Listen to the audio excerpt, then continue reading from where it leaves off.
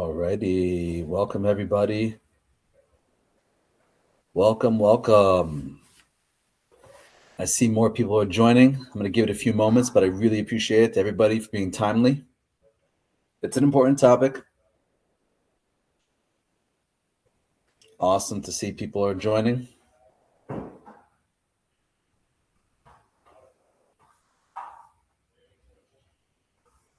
Just going to give it a few more moments.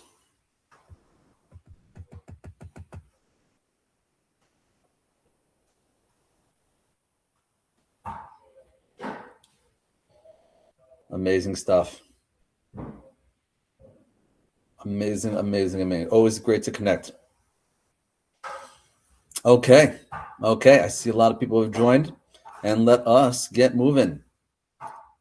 Good morning, everybody, and we're going to be talking today about what happens to your TSP when you pass away. I know it gives you that that warm and fuzzy feeling inside. Puts a smile on your face when you start thinking about what happens when you pass away. But that's what we're going to talk about, what happens to your TSP when you pass away. However, before I get into what happens to your TSP when you pass away, let me just remind everybody that these webinars, they do not happen in a vacuum. They happen because I have my clients and my members supporting me, and they support what I do.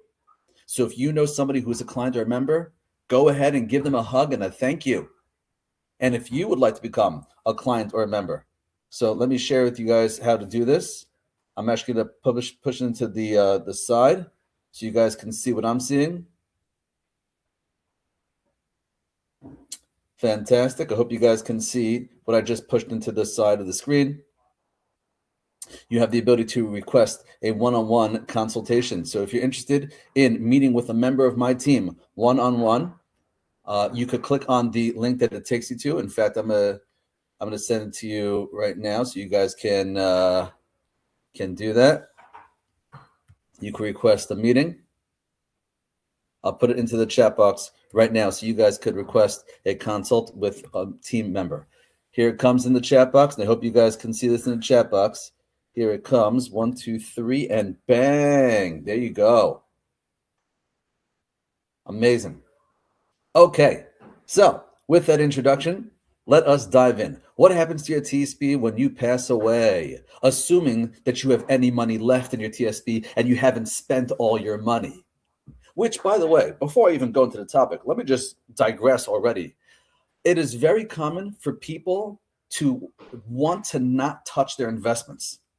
And as a result of that, they try to really just only to dip into it minimally because they're very, very concerned that they're going to run out of money. And I often find clients, they just need to be shown that they have permission to touch their investments, to tap their money, and not just to tap it a little bit, but to spend at a regular clip. These are some permission structures that I find clients, they sometimes need help with. They need help recognizing that they're allowed to spend their investments. They also need help recognizing that they're allowed to take more risk with their investments. There are some key permission structures which prevent people from touching and enjoying and spending their money that they've saved years and years and years for. And so they end up passing away with a whole boatload of money, and it goes to the next person. And then there are the ramifications of what happens when it goes to the next person, which is certainly what we talk about today. But before we get into somebody leaving over money at TSP, let me just encourage you guys that it could very well be that you have permission to spend more money than you think. And it could be that you just need to look at your finances and understand the dynamic of money, whether the market goes up, whether the market goes down. There are permission structures usually in place for you to spend that money. Okay, so with that being said, let us talk about if you did pass away and you had money in your TSP, what happens to that money? So the first thing that you need to know is that your TSP is going to pass along to whoever you've named as beneficiary. Do you remember who you've named as beneficiary? That's right. When you guys became federal employees, you actually named 4 beneficiary designations. Does anybody even remember what were the 4 beneficiary forms that you guys filled out when you first became federal employees? The TSP is one of them. That's one beneficiary form. You've already filled that out, right? What were the other 4 beneficiary forms? So the other 3, excuse me. So TSP is 1. FEGLI is number 2. Number 3 is unpaid compensation. That's basically your final paycheck. And number 4 is known as FERS lump sum. If you're in the FERS retirement system, it's known as FERS lump sum, which is basically the basic employee death benefit, which is a lump sum benefit that gets paid out if you pass away. Those are 4 beneficiary designations. And if you don't remember filling out those beneficiary forms, you can actually look and see who you've named as beneficiary. Does anybody here know, where would I look to see who I've named as beneficiary? And the answer is, well, you'll find 3 of your beneficiary designations in your EOPF. One of them, however, will not be in your EOPF. So the 3 that are in your EOPF are the FEGLI, the unpaid compensation, and the FERS lump sum benefits. That's going to be in your EOPF. However, the one that's not going to be in your EOPF is going to be the TSP. Does anybody know, where can you find your TSP designation? Where can you find your TSP designation, beneficiary designation? It's going to be on the TSP website. That's right, tsp.gov. In fact, if anybody here has logged into their TSP anytime in the past, I don't know, what is it, 3 years already? Does anybody even remember? I think it was like 3 years ago. The TSP rolled out a new login system. You had to create a new username, a new password. Does anybody here even remember that? Because if you have logged into your TSP in the past 3 years and you created that new username and that new password, one of the very first prompts after that was to name your beneficiary. So there's a very good chance you have already updated your beneficiary for your TSP within the past 3 years. And you don't want to mess with beneficiary forms. Beneficiary forms are very powerful documents. They are more powerful than your will. So, for example, let's say that your will says that your TSP should go to your children. However, the beneficiary form says that your TSP should go to your ex-spouse. Who do you think is going to win that one? The ex-spouse. And there's nothing your kids can do about that. So don't mess with beneficiary forms.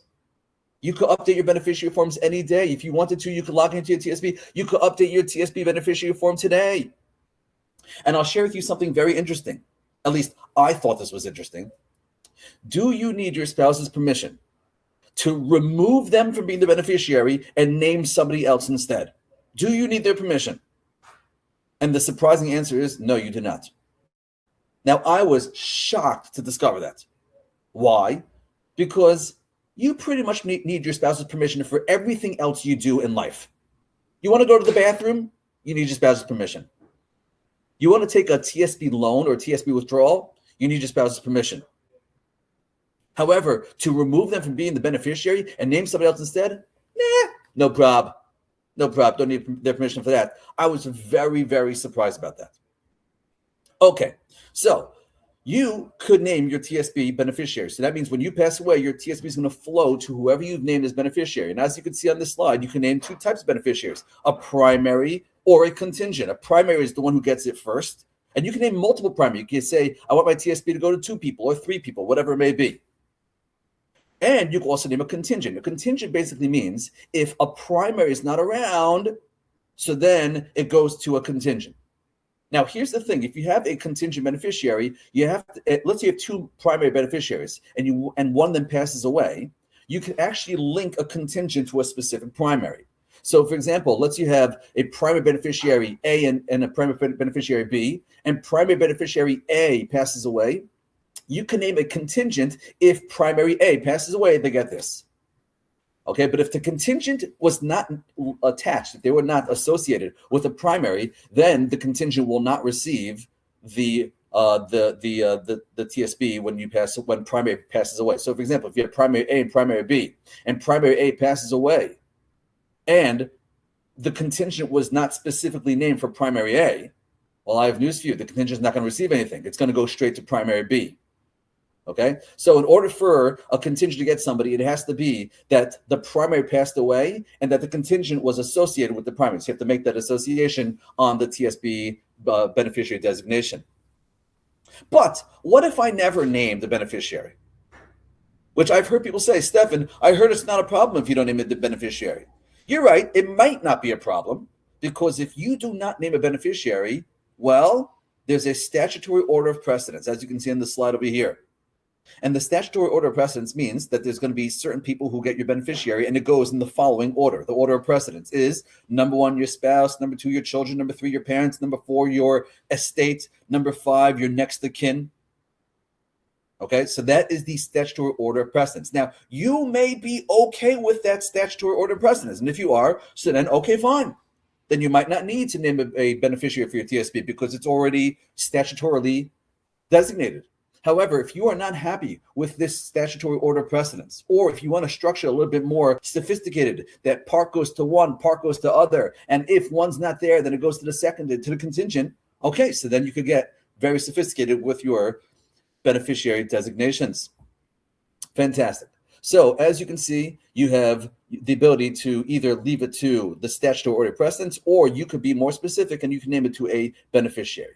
Now let's go into the types of beneficiaries, because as you can see on the slide, there are 2 types of beneficiaries that you could leave your TSP to. Only 2. The 2 types of beneficiaries are number 1, spouse, number 2, non-spouse. Those are the only 2 types of beneficiaries.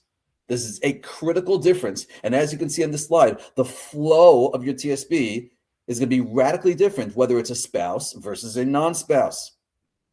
Let's start with the spouse.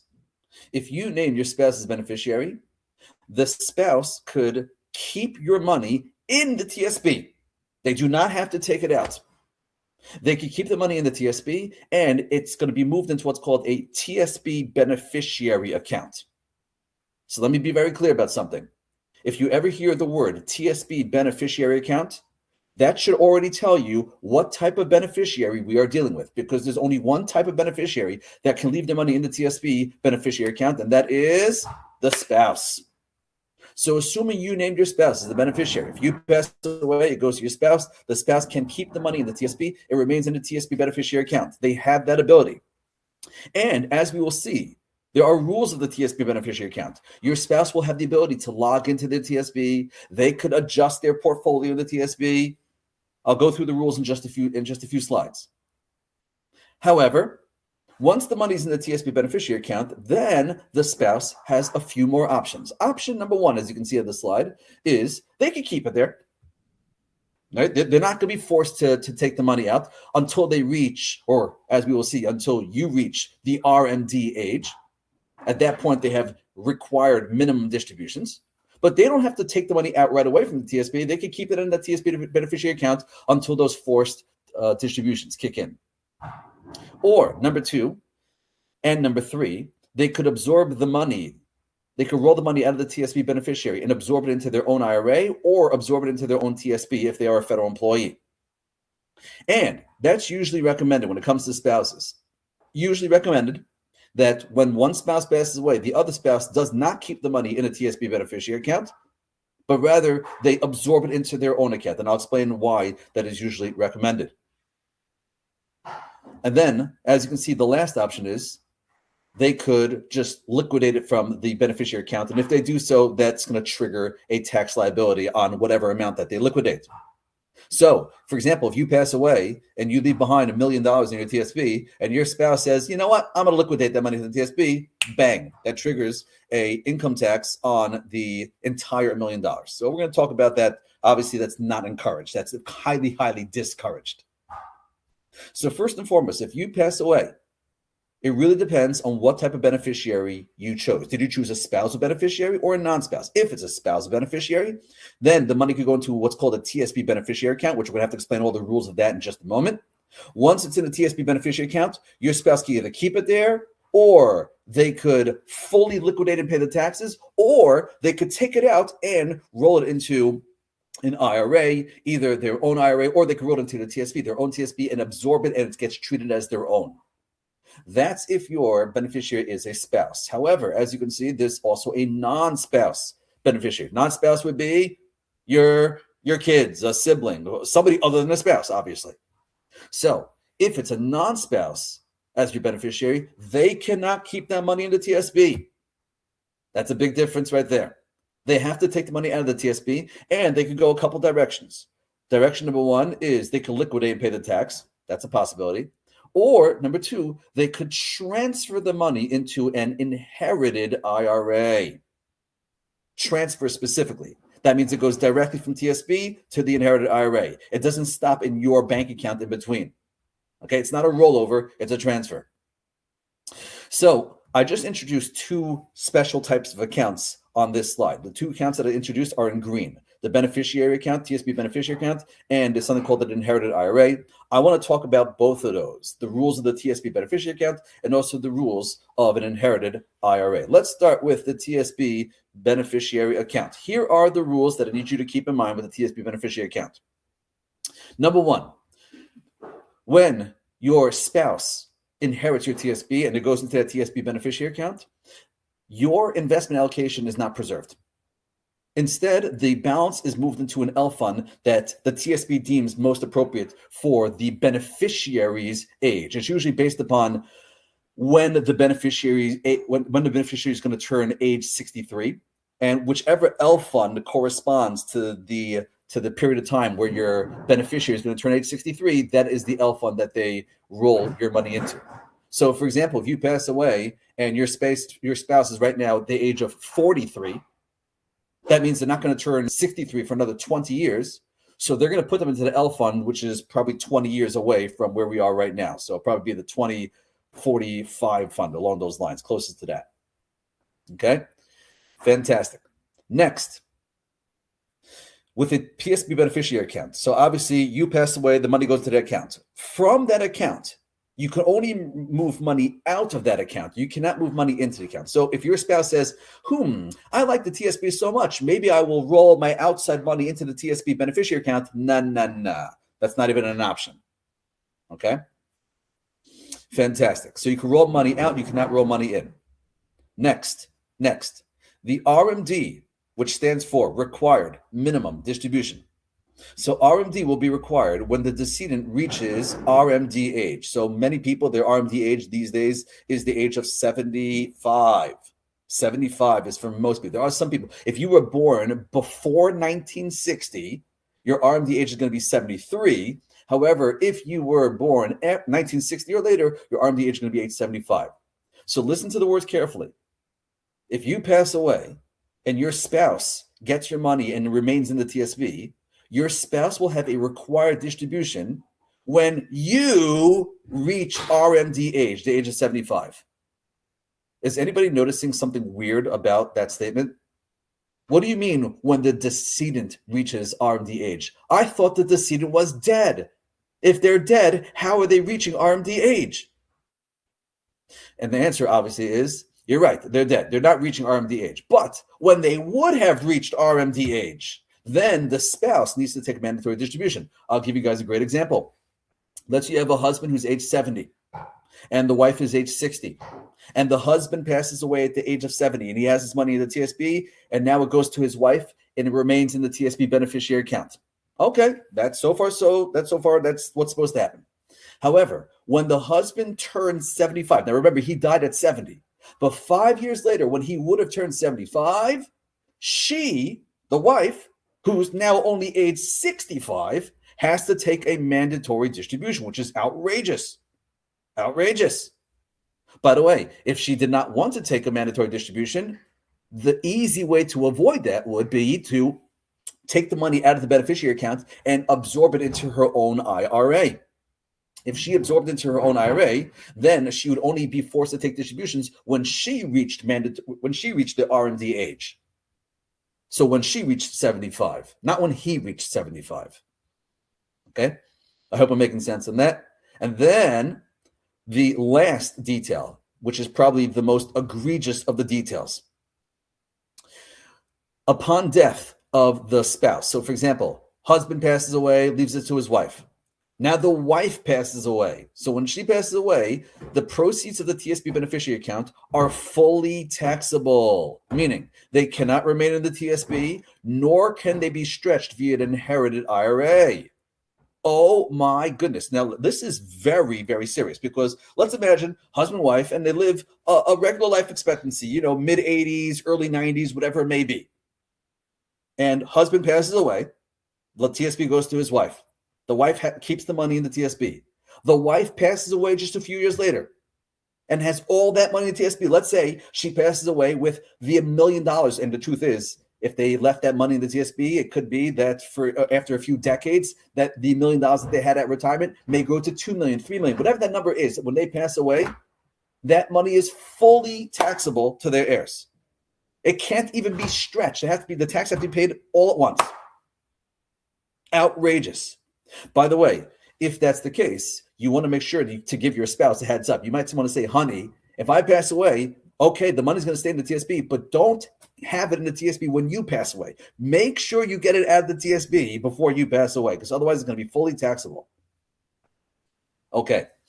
Fantastic, amazing, unbelievable. So those are the rules of the beneficiary account. I mentioned to you there's another type of account. The other type of account is the inherited IRA. The inherited IRA, this is also a big deal. I want everybody here to listen to this because it's actually very, very relevant. Very relevant for the Roth conversion conversation, which is becoming very popular these days. I'm sure you guys have heard about the TSP offering Roth conversions. That's right. Now you're able to convert traditional portions of your TSP into the Roth. Should you do it? Should you not do it? I have good news for you guys. We're going to have a long discussion about RMDs, about Roth conversions in next month's webinar. So for those who are on my email list, make sure you look out for the upcoming webinar for next month, which is going to be talking about the Roth conversions. One of the benefits of the Roth conversion is for your heirs. There are benefits for you, which we'll talk about next week, but one of the benefits is for your heirs. And the reason why your heirs benefit is because of this following rule, what we're about to get into right over here, the second bullet point.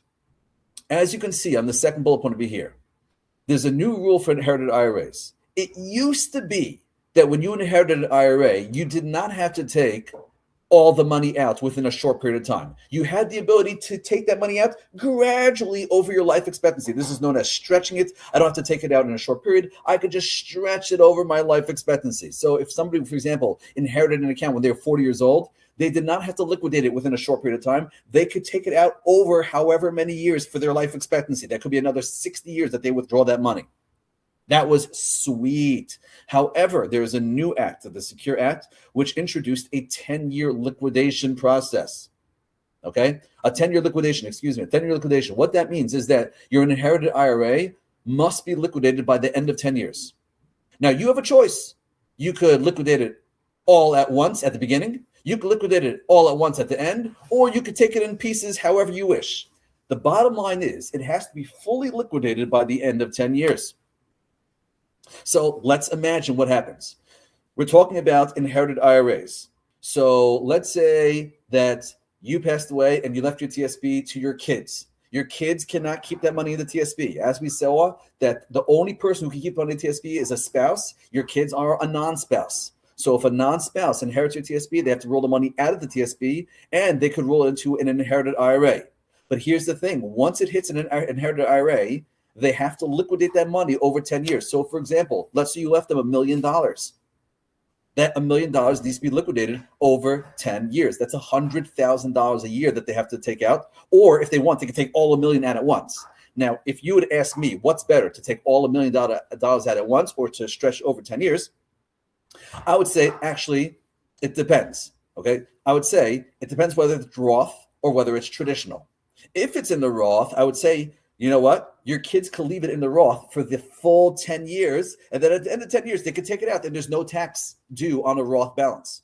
So over there, I would say with a Roth balance, you could take it out all at once. And in fact, you could even leave it in the Roth until the Roth inherited IRA until the very last minute. And then at the last minute, that's when you take out the entire balance all at once. But if it's a traditional, and again, let's imagine you left them over $1 million.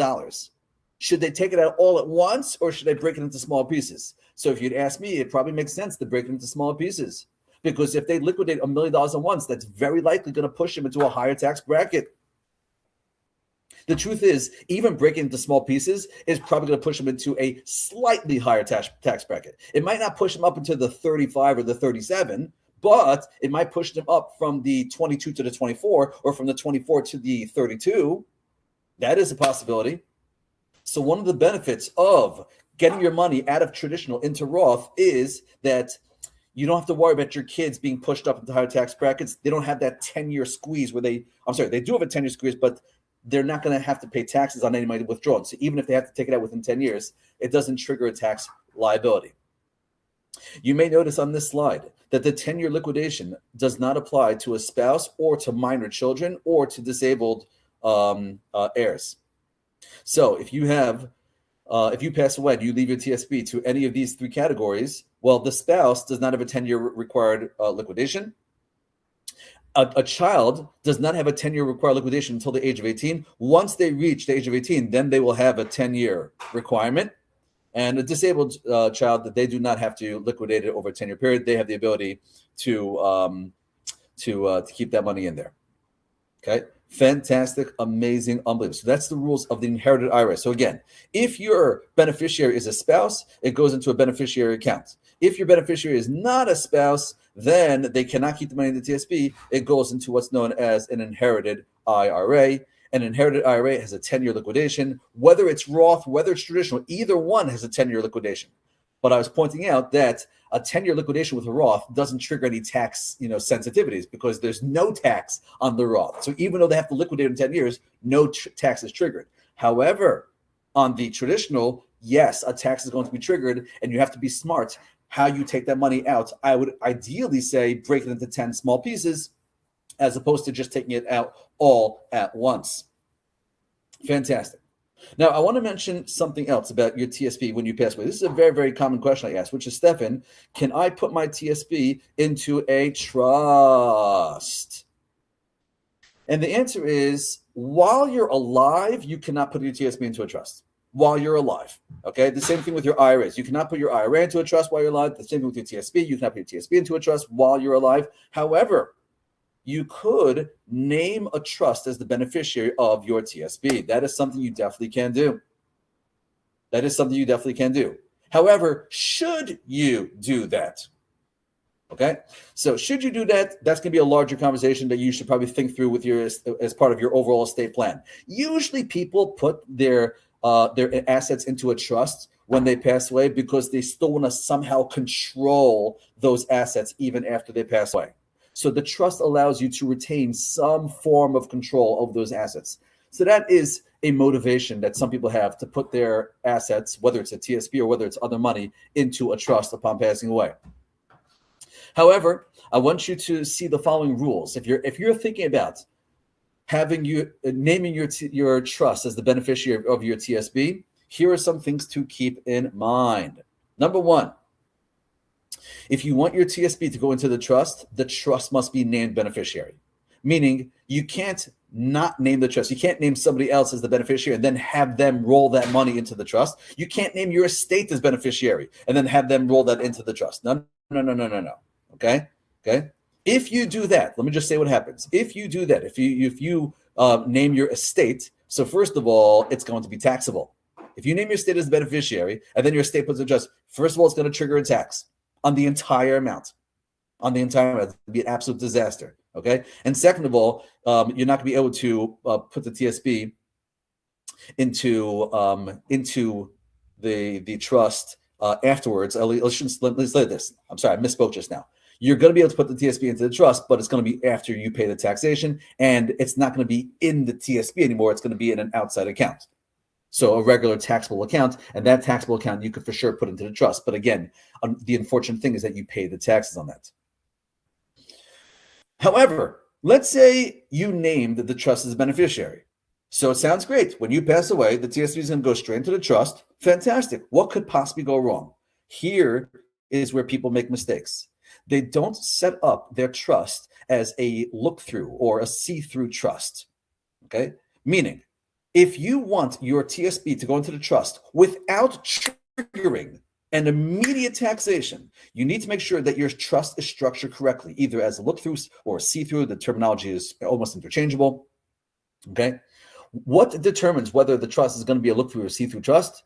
So, number one, when you pass away, you being the grantor, when you pass away, the trust must become irrevocable. Okay, that is a very, very important detail, that the trust has become irrevocable, as opposed to a trust which still has the ability to be revoked by whoever the new trustee is or the new beneficiaries are. They could possibly revoke it. So if it's not irrevocable, then you're going to have to, that's going to trigger a full tax liability. And the second one is probably the more common error. The more common error is you have to make sure that the beneficiary of the trust is an individual as opposed to a charity or as opposed to your estate or as opposed to a business. If you, and there's a couple more details. I would encourage everybody here to speak with an estate planning attorney when they're setting up their trust. But these are two critical ingredients that need to be there in order for a trust to be considered a look-through or see-through trust. Number one, it has to be irrevocable upon the death of the grantor, you being the grantor. Number two, the beneficiary of the trust must be an individual. It cannot go straight to a charity or to your estate or to a business. If you structure it correctly, then I have good news for you. The money could go into that trust, and the trust will give you that 10-year liquidation. Yep, you still have 10 liquidation. You're not going to be able to get around that 10-year liquidation. You're still going to have to get that money out of the trust. Or out of the qualified tax treatment over a 10-year period of time. Okay, so whether it is over 10 years or whether it's over 1 year, we spoke about that. Whether it's Roth or traditional, we spoke about that before.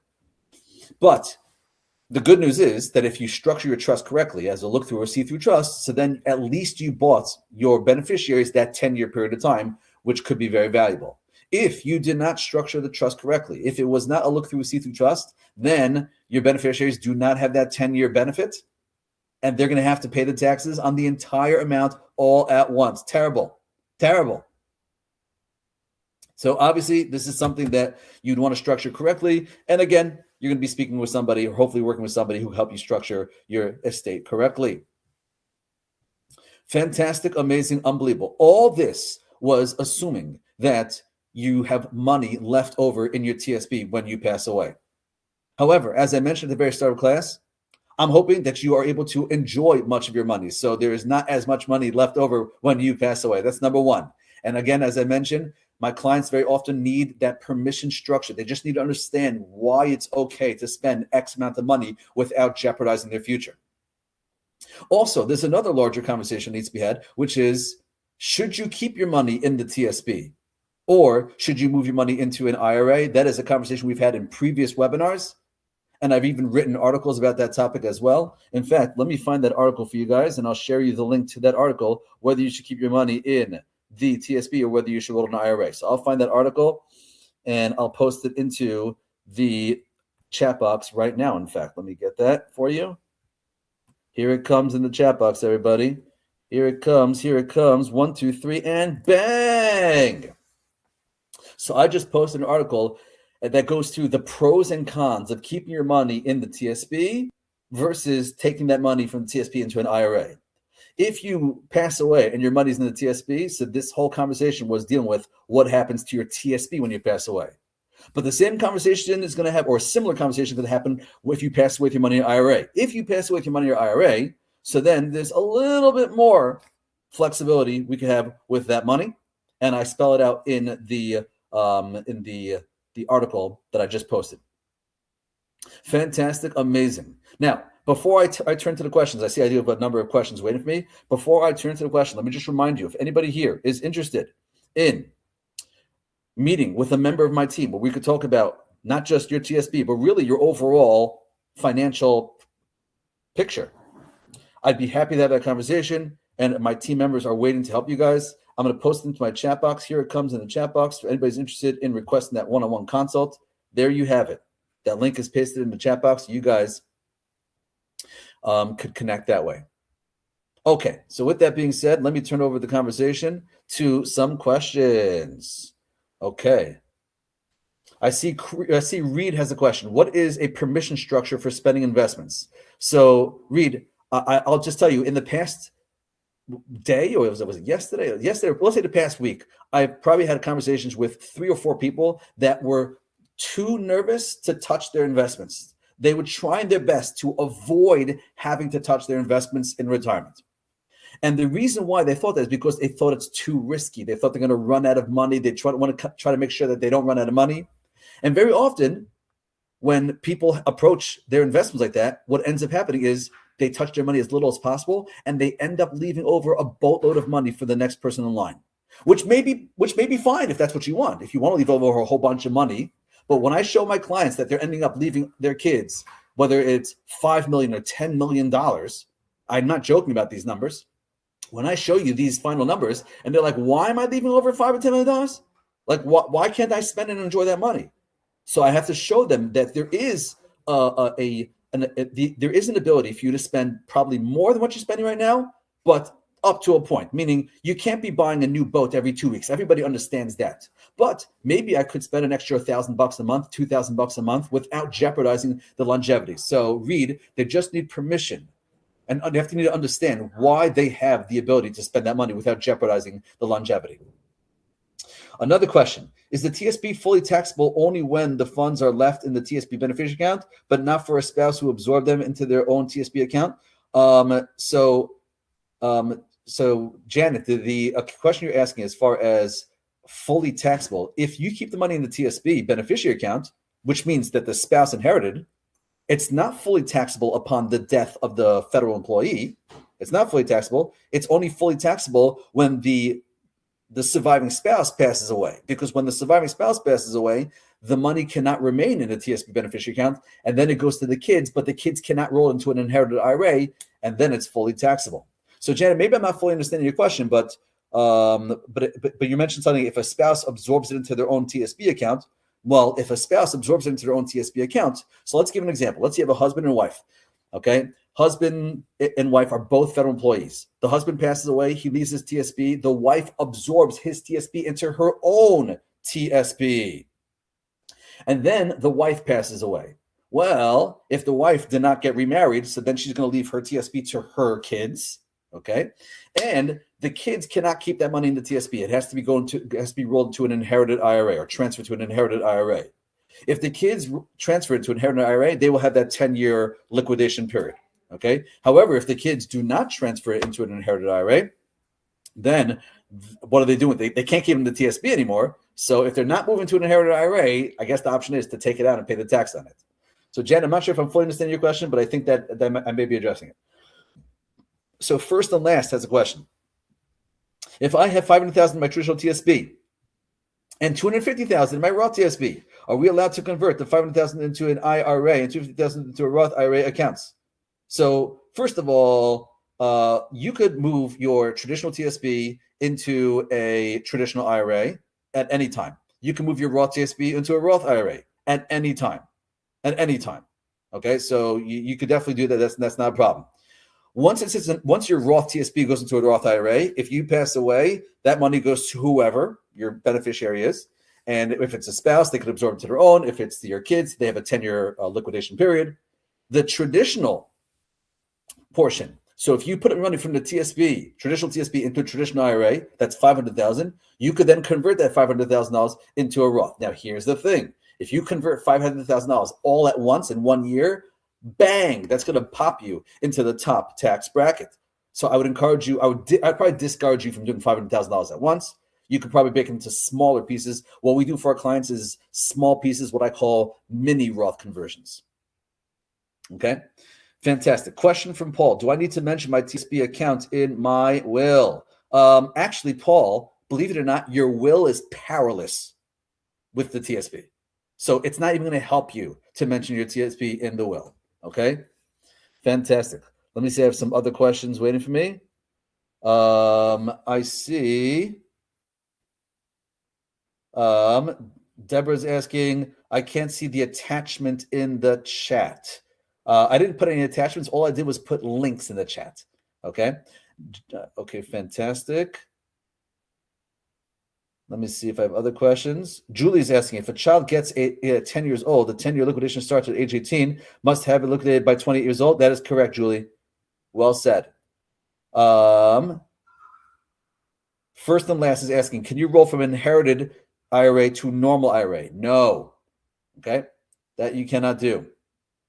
Inherited IRA, it has special strings attached to it, so you're not going to be able to do that. Kara's asking, are the L funds stable like the G fund? Are the L funds stable like the G fund? Well, The L funds are a mix of all 5 funds. So if you're asking me, are they as stable as the G? The G fund, it can never lose principal. Okay, it only goes up. So the L funds have the ability to lose principal. You have the ability to lose money in the L funds. However, Kara, depending upon which L fund you're in, some of them are more volatile, some more risky, some of them are less volatile, less risky. Okay, so I'm hoping I'm answering your question.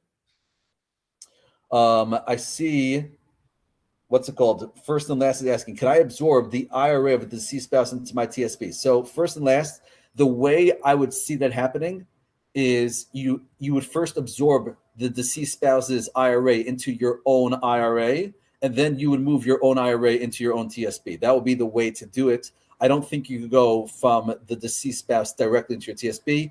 I could be wrong about that, but I don't think that's the way to do it. I think the way to do it would be to absorb it into your own first and then roll it into the TSP. I see another question is, can you discuss the benefits and problems of the 4% rule? Not in this webinar. That's for a completely different conversation, the 4% rule. Okay, fantastic, amazing, unbelievable. I see I have one more question, which is, if your beneficiary is your estate, can a TSP be liquidated to estate upon death and distributed in accordance with your will? Well, I mean, yeah, if you make your beneficiary your estate, then your TSP is going to go into your estate and it's going to be liquidated with your will. That is correct, but just think about the tax consequences of what you're describing, okay? Because if you leave over $500,000 to your estate, it's going to be taxable right then and there. You're not going to have that 10-year period. It's going to be taxable right then and there, so just be sensitive to that. Fantastic, amazing, unbelievable. So once again, let me remind everybody of the offer. I'd love to connect with you all. And so if anybody here is interested in meeting with a team member, when I say team member, what that means is that somebody on my team will show you what we do with our clients and introduce you to the service that we provide.